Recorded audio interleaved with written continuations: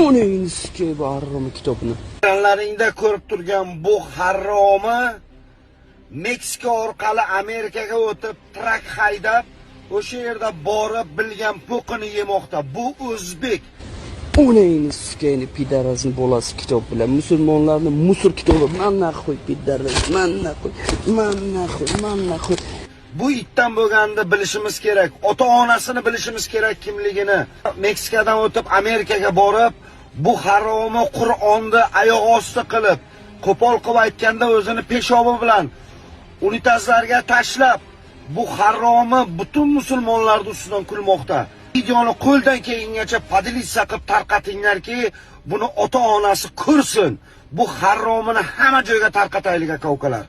O'zlaringiz ehtiyot qilinglar, faqat ko'rib qo'ysalaring, urmanglar, so'kmanglar. Buni Amerikada yurgan boyvachcha akalarimizdan iltimos, musulmon akalarimizdan iltimos.